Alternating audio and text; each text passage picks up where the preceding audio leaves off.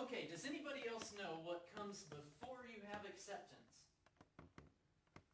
Yes. An offer? Offer, exactly. So we have an offer. Dog food for cat food. And then, Mr. Garcia, you were right on the mark. What happens after you have an offer? You have an acceptance of the offer? Exactly. Acceptance. Okay. Let's get started. Why don't you open your books to ALWD, Rule 23.4. Okay, now 23.4 says you need to put a space in between the Pacific and the third edition. That triangle means space. Mr. Richardson, take that hat off. This is not a ballpark. Do you see any hot dog vendors here? You need to talk to him. I'm going to call Max. I'm going to call Max Sprinkle. He's going to escort you. Maybe I'll call Courtney. Courtney Van Buren. Have you seen him? He's my enforcer. You need to be ready. In courtroom, they're not going to let you have that hat on, sir. And since you've brought a hat to my class, you get to start the day off. Academy Sports versus US. I need that abbreviated properly according to ALWD. What do you do first? I've got all day, Mr. Richardson. We're gonna look in Appendix 3E. Appendix 3E. All right. Does Academy have an abbreviation there? Yes, it's AC AD period. All right. That looks good. Be ready, sir. I'm coming your way right now. Mr. Richardson, since you brought a hat to class, you know we got oral arguments coming up. Are you gonna bring a hat to that? You know we have professionalism points, right? Yes. You know you just lost 2 for that hat. Yes, sir. Okay. Clear now? Now I'm bringing more hats to my class? No. All right. Okay. Today we're doing Pearson v. Post class.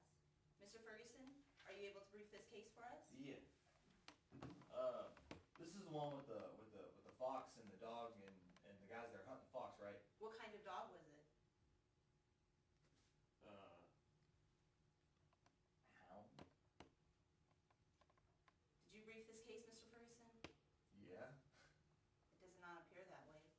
Okay, so let's look back, and 6 months ago we talked about page 193, note 5. The 4th word I think is the.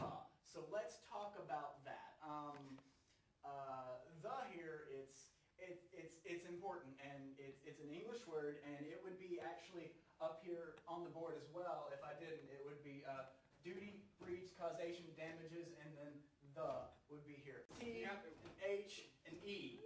And you know, because if you don't spell that right, I'm not on the final. I'm not going to know what you're talking about. I mean, if you use like H-E-T, then I'm just going to be confused. I'm not going to know what you're talking about. You know. So yeah. Okay. So yeah, the right. So that note, the is very important there, because if it had been and, then that sentence would make no sense. And I'm sure that you can all look back in your memories and try and think about what that would have been if that word had been and instead of the. Okay, so moving on. Causation. Did you do it?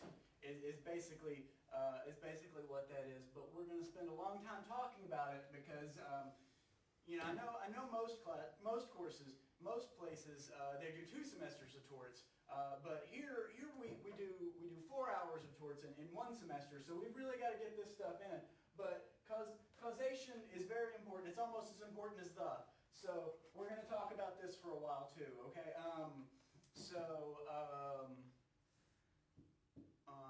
Now, Mr. Garcia, I'm going to stay on you for a while. Which word on this board rhymes with writtens?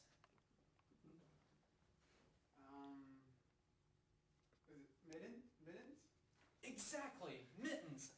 You know, one day when I was working in Chicago, I was talking with one of the associates, and I came into his office because he called me in and he said, Joshua, I need your help. I can't think of a word that rhymes with cat. I've just been sitting here all day and I need a word that rhymes with cat. so, I looked at him and, I said, bat, mat, rat, fat. I just thought of all these words. It was ridiculous. I mean, we're just sitting there and he can't think of a word that rhymes with cat. So, Mr. Garcia, you might be a good lawyer one day. All right, well, that's all we have today. We're out of time. I have on Twin the next 17 assignments and a 23-page outline for Restatement 207. I'll be expecting you guys to come prepared to talk about that on Thursday. Have a good week, everybody.